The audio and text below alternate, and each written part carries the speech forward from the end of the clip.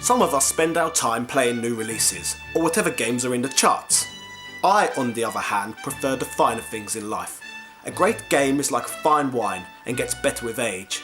But like a fine wine, sometimes these commodities hold significant value. You may not be able to afford thousands of classic games, but I certainly can. So I am here to educate you and share with you my experiences with some of the best games of all time. Hello everyone!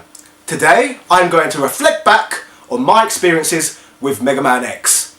Over the years I've become so obsessed with the Megaman and Megaman X series that I have accumulated every major title in those two series. Let me start by taking you back to the mid-90s. At the end of every month, on my mother's payday, my mother would bring home with her from work for me either a Super Nintendo game or a Game Boy game. Some of the best games in my collection wasn't even picked by myself, they was picked by my bloody mother. From what I hear, there are many horror stories about parents and relatives buying their children horrible abominations of games based on movie tie-ins and popular TV shows. Lucky for me, my mother never bought into that sort of hype, and any awful game I had in my collection at the time were my choices and my own fault.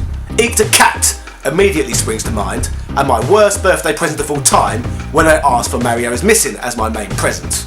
It is sickening when such a gaming icon was hoarded out in such a manner to try and lure young children into a sense of false security. It reminds me of when Jimmy Savile used to get children to write to him so he could grant their wishes. I believe that Jimmy Savile and the developers of Mario is Missing are both evil predators preying on children's weaknesses. Nintendo may as well have come along in an old banger of a van with free sweets and puppies wrote on the side of it, asking children if they wanted any. I am sure it would have traumatised children in equal measures. Okay, that's enough now of talking about suppressed memories and Operation U-Tree.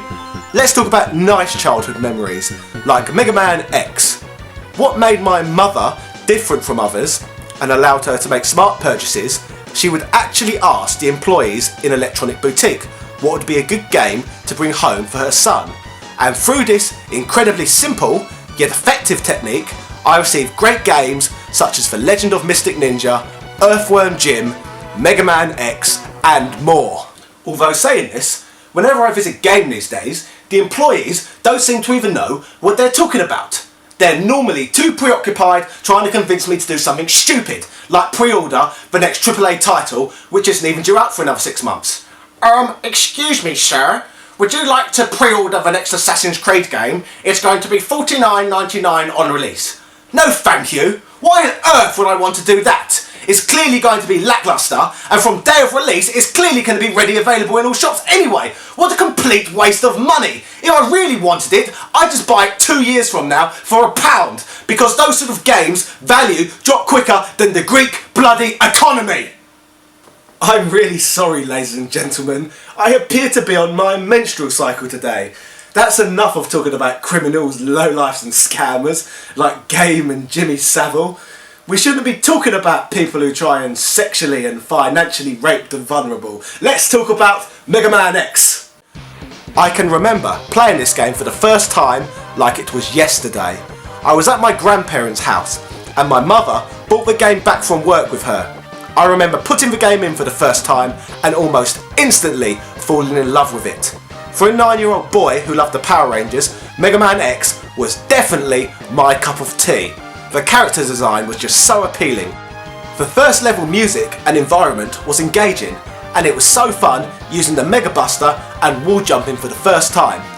At the end of the first stage, you get absolutely battered by another robot named Vile, who slaps you about until you are almost dead.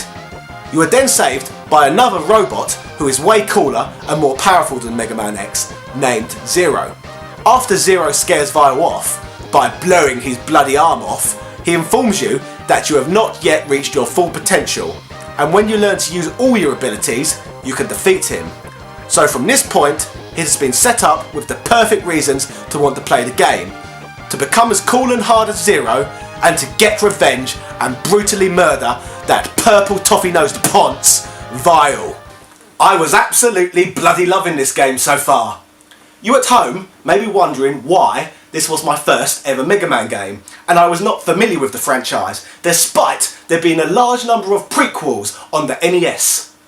Well, basically here in the UK, Nintendo was nowhere near as much as a superpower in which they was in Japan and the United States.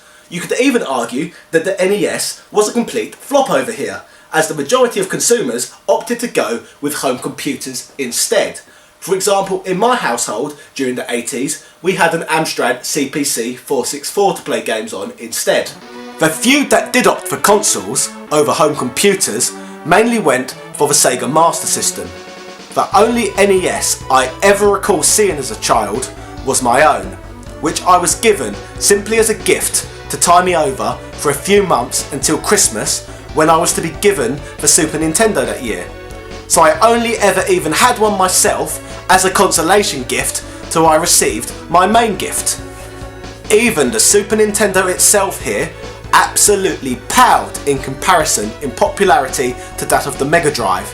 I was in the extreme minority owning a Super Nintendo in my class, and I only opted for it over the Mega Drive as my teenage uncle owned one, and he let me borrow his for a few weeks to show me how much better it was than its Sega counterpart. Prior to that, I just wanted to play Sonic. After all, got to go fast!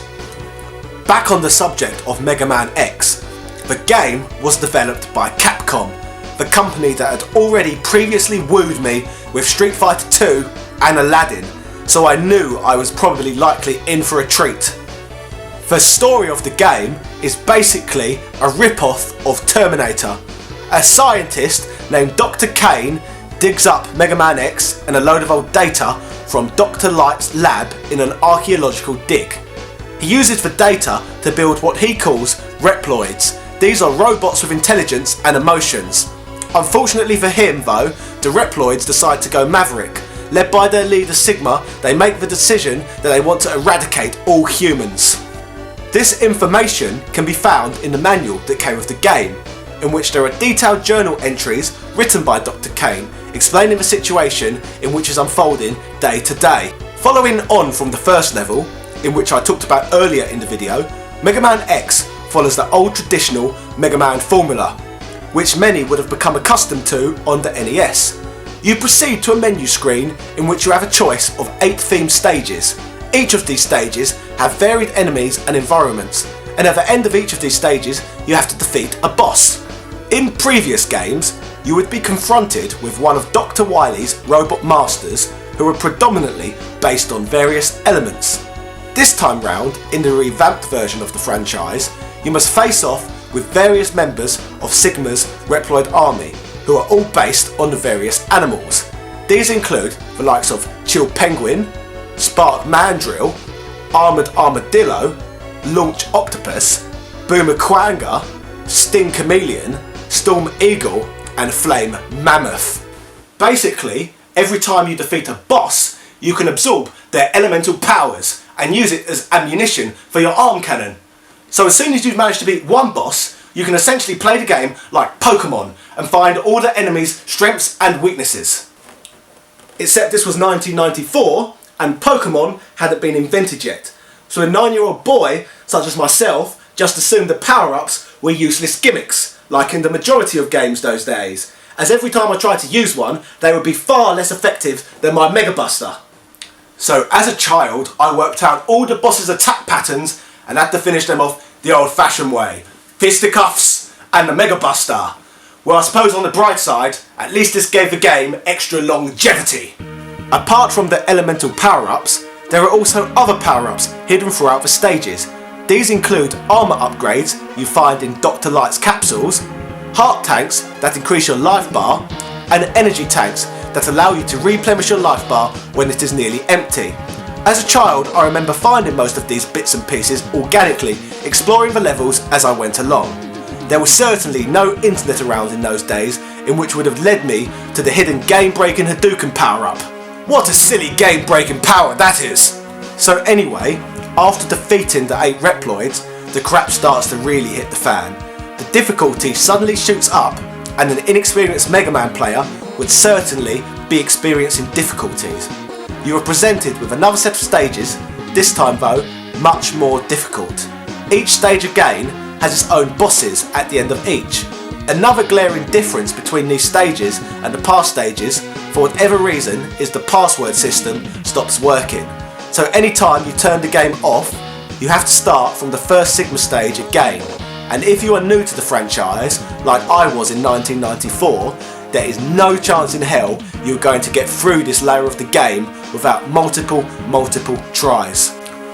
At the end of this first Sigma stage, after some tricky platforming, I finally got my opportunity to get my revenge on that purple-faced gimp, Vile, after the beating he gave me on the first stage. Despite what Zero said about being able to defeat him when I had powered up, he was wrong, as he gets hold of Megaman X again. However, this time, Zero has to use his suicide vest and blow up Vile, ISIS style. However, upon doing so, it turns out that his jihad against him has failed and Zero is now dead, leaving Vile standing, meaning you have to face him one more time alone. This time, however, if you know what you are doing, he is defeatable. After this, proceeding to the second and third Sigma stage, throughout the stages you are confronted with and have to beat the 8 Reploids again in which you defeated earlier in the game. This part does not require too much of a problem, as by this point you should know their strengths, weaknesses and attack patterns inside out. There is, however, 2 unique bosses at the end of each of these stages, which both provide a bit of a challenge. The final stage and battle with Sigma is certainly the most challenging part of the entire game, so be prepared to sit there for hours working out his attack patterns. Every time you fight him, you will find yourself using up all your energy tanks, and the annoying thing about this is once they're empty, you have to find the energy to refill them again. The programmers considerably put respawning easy to defeat enemies just before the boss battle, so you have the opportunity to refill your tanks. But this takes bloody ages and is nothing but time consuming and irritating. If they are willing to give you full life like they are in this part, why not just bloody give it to you instead of needing to spam kill hundreds of hungry caterpillars? It makes me feel irritated just thinking about it. This boss is like those annoying episodes of Dragon Ball Z. You find yourself fighting this bloody git for ages, then every time you think you have to battle one, he pulls the old trick, "This isn't even my final form." Then after many tries and drowned in a pool of your own sweat, you finally beat all of Sigma's forms, leaving the credits to roll out in front of you, which I must add is one of the best feelings in the world. Megaman X is one of my all-time favourite games, from the gameplay, to the music, to the art style, to the characters, even to the varying difficulties. It is a great game through and through, and such an enjoyable experience. I am eternally grateful to my mother for purchasing this game, and that unnamed electronic boutique employee for picking it out for me. This is certainly a game I will be playing on my deathbed in the old people's home. So thank you, mother, thank you nameless electronic boutique employee, and thank you 90s Capcom for all enriching my life. If you enjoyed today's video, then hit the subscribe button. I promise you there is plenty of video nourishment for you to enjoy on my channel. Click one of the annotations following this video to see one of my previous reviews. Cheerio!